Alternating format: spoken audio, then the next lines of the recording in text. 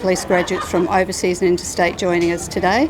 It's a very significant occasion for us. We love it when people graduate, but to have a cohort of people who've either moved from interstate or halfway around the world to join SAPOL adds such diversity to our numbers. They bring such a range of experience. It's very exciting. And today they'll be posted out to the frontline policing and they'll bolster our numbers. So not only do they bring experience, but they've brought their families and their loved ones, so they're adding to the vibrancy of the South Australia community. And we're very pleased about this recruiting drive. We have our team over in the UK as we speak, currently recruiting for more police to come here. The increase rate since they got there has gone up 200% in our applications. So this is really great for SAPOL and it's great for the community of South Australia. So it's a big win for us, and we'll keep going with our local recruiting, which is very important to us because we need to get South Australia Police, back to frontline policing. So big congratulations to all of us who graduated today from us.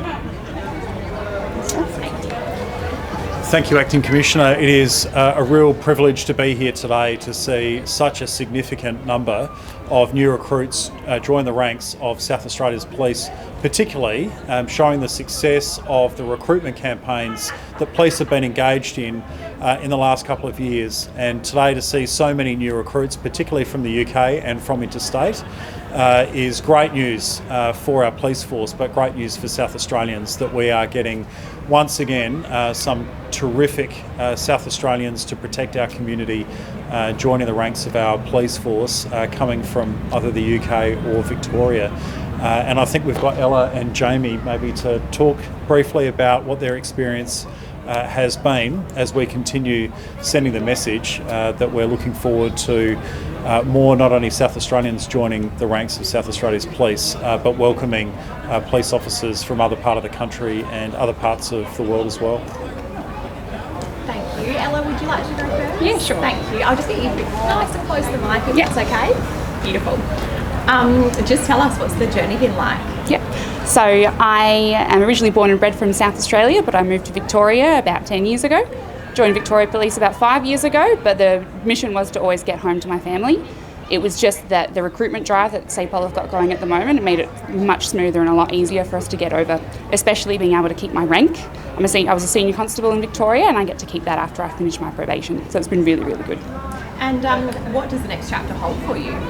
Not too sure. I think it's just do what I can in South Australia, just on the road, help out where I need to go. I'm going to be going to the district policing team, which we didn't have in Victoria, so I'm really curious to see what that's like and how that works, and just help in whatever way I can, and hopefully my experience will help make that a bit easier for everyone. And how does it feel coming full circle back home? It's good. I always knew I would come home, but my husband and I, he's in the course as well. We had a 19-month-old baby and she needs a lot of help, especially from family.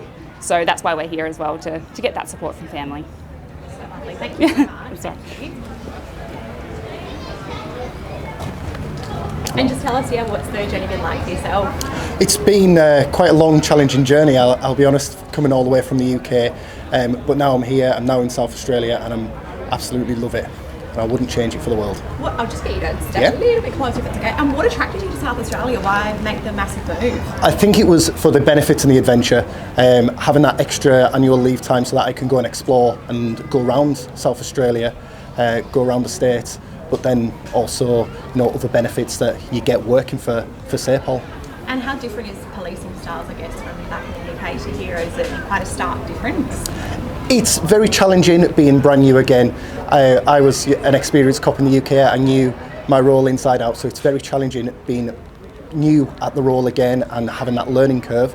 But the fundamentals are all the same, policing's all the same, and we're here just to protect the public. And did you hear about the SAPOL recruiting process while you were over there? Is that why you made the move, or you've just always wanted to come into South Australia? Yeah, so I've always been interested at moving to Australia. However, the recruitment program that is ongoing has been so much easier. I've then been able to see the SAPOL recruitment on Facebook, and from there I've then been able to apply and recruit, and now I'm here. Thank you. I might just get Assistant Commissioner if that's all right. Thank you so much. Thank you. Are you able to provide an update on the Newton crash, the victim involved in that? So there was a serious crash at Newton this morning. As I understand it, one of the female pedestrians has been taken to hospital with serious injuries. I don't have a further update than that, but I know that Major Crash are investigating and that will be ongoing. And is the elderly driver going to be charged? Has he been charged? The investigation's still going forward, so there'll be an update if and when that occurs. Pretty terrifying. It was a mum, I believe, walking with her son and dog at the time. Just awful. Look, the circumstances are in any of these cases are really tragic and terrible. These are people who are just out and about. This collision has occurred. No doubt there are family that are impacted by this who've been advised today. This is not how they woke up. They didn't expect the day to unfold like this, and you can only imagine what they're going through must be very challenging, very draining, and our hearts and minds go out to them. And how is his son physically? Is he okay? Look, I haven't had an update. You can only imagine that these are tragic circumstances for anyone, but particularly for a child. So, they'll get the support from Major Crash and other support services.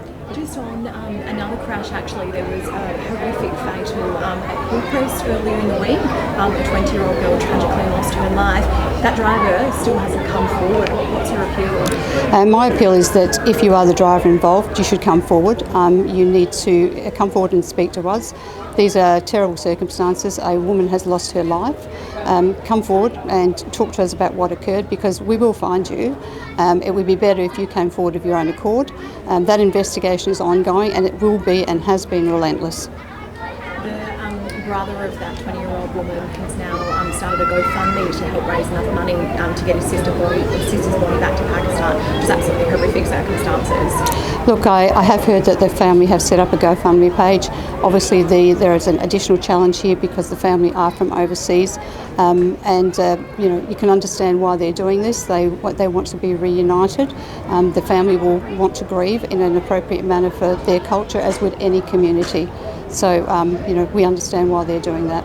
And just lastly, Para Hills West murder overnight. Do you have any update on that? I mean, how concerning is it that this is yet another knife crime? That was tragic circumstances. I understand that the parties were known to each other. There's an ongoing investigation of those circumstances.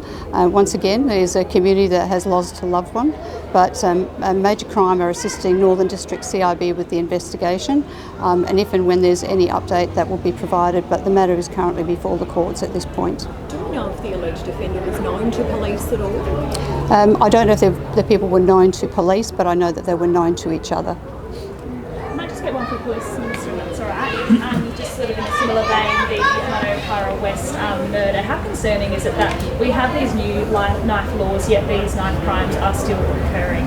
Yeah, I mean, fortunately across South Australia we continue to see our crime rates decrease, and while murders do happen in the community, they are a very, very small proportion of the crime that occurs. One of the reasons why the government's chosen to crack down on the availability of knives is to ensure that we can minimise the risks of these sorts of incidents and crimes from occurring in the first place in the community. So these are shocking circumstances to be confronted with, and that's why we continue to tighten our laws across a range of different areas to try and minimise the risk and to deter this sort of behaviour from happening in the first place.